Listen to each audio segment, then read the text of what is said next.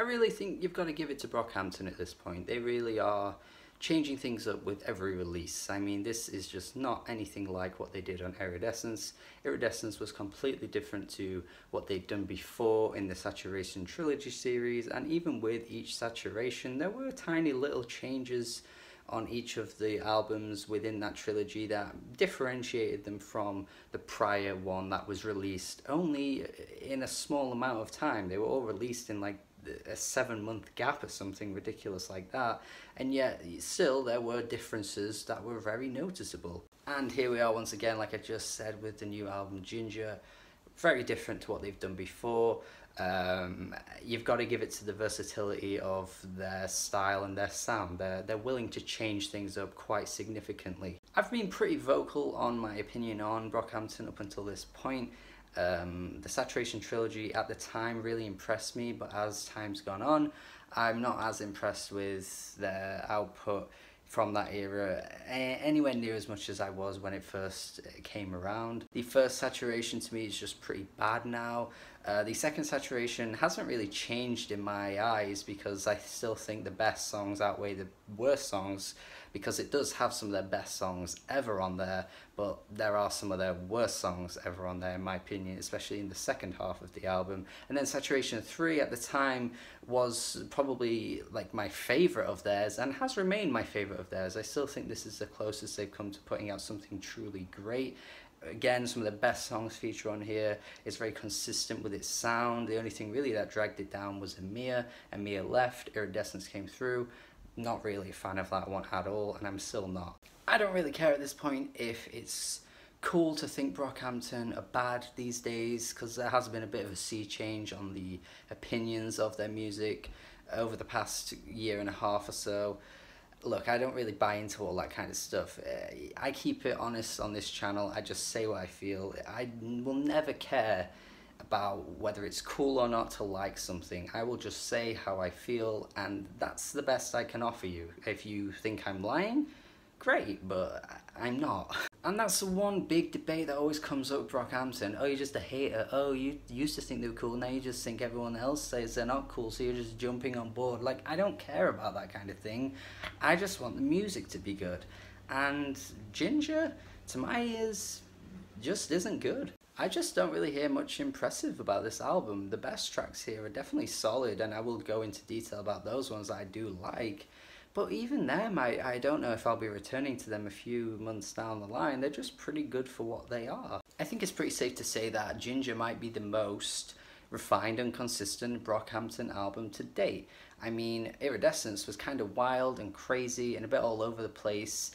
It was supposed to be that way, and people loved it for that, but I wouldn't really quite call it refined in the same way I would call Ginger. A lot of the tracks kind of follow a mellow type vibey feel to them, and there isn't really many moments where, you know, one track sticks out in a way that's something like, I don't know, a track like Boogie would stand out, or a track like Queer would stand out. It all just kind of stays in a very similar tempo across the album.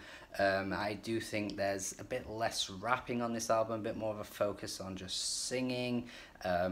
Once again, the pitched vocals come into play here. There are some upbeat moments like Boy Bye and If You Pray Right, but they aren't really that big of upbeat moments to really notice that much of a change of pace throughout the album. And I think it's pretty safe to say that, honestly, If You Pray Right is the best track here for me, personally, because I just think the beat on this one is really fun. I think the members come through with some really engaging verses. They're not the most, you know, amazing lyrical moments on the album, but I just feel like this is the one moment on the album where everyone comes through and shines in their own way. Matt Champion's best moment on the album, I think, is on this very track, because I just think his voice is so catchy, he's so melodic, he's just on point here, and the same with Dom on his verse, and I think the beat is just really catchy. I just think it's a great Brockhampton moment. Boy Right kind of gets a bit old for me with that playful instrumental.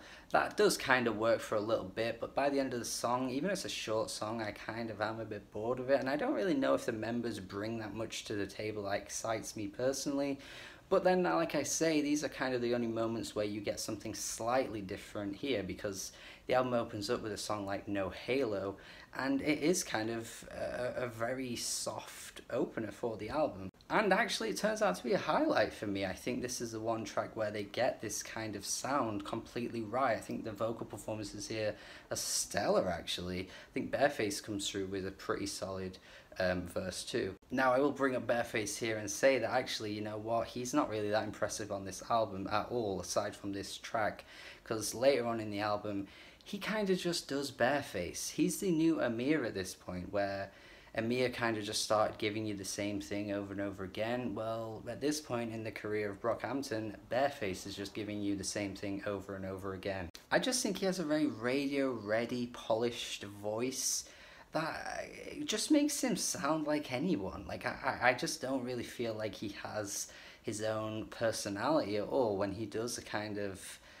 same thing with every performance that he gives. And that's not to say that, you know, radio ready is a bad thing or anything like that, but when he's so polished and refined in comparison to everyone else in the Brockhampton team, to me he just sounds really kind of out of it a little bit. Like, he's not a Merlin, because Merlin can offer something unique and different. Joba has his moments too, Matt does too.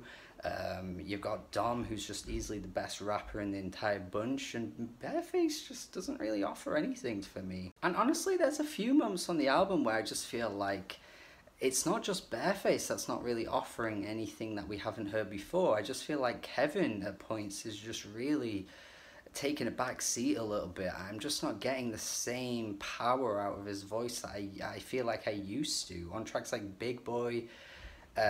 Look, man, I'm just bored of these pitched vocals. The title track too, it just sounds really bad to my ears. I'm really interested to see what Brockhampton's music will sound like in 10 years time, because I'm not sure if people are going to feel the same way about these tracks as they do now, when they just already sound dated. I just feel like what they're doing with these vocals sounds dated already. They're just humanless.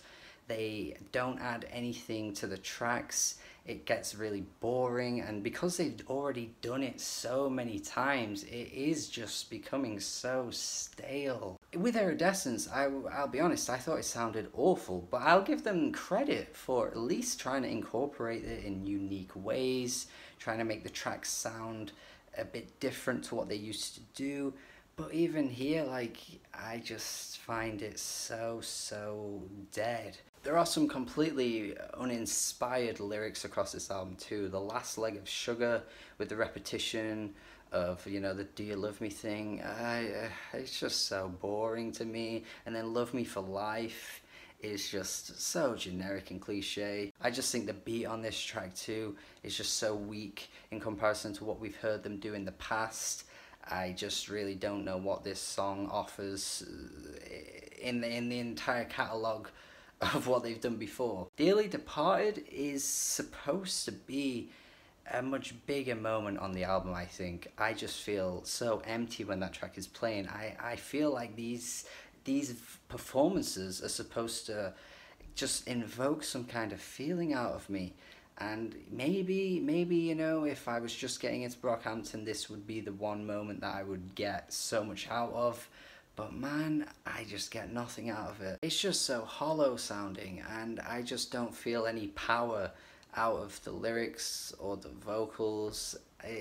Man, it just is just such an empty moment. And I stand by what I said at the start. Brockhampton have changed things up. They're going for something different to what they did last time, but they've dampened everything in the process. I just don't feel like the members have given their best here.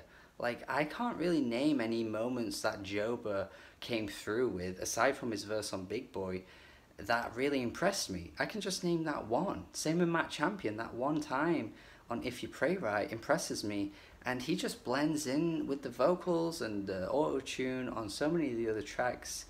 I just don't know, the individuality that we once got from each member who collectively came together and made it work, it just doesn't feel like it's there to me. That closing track is just, once again, not really all that impressive. as a closer, a really weak ending actually to an album.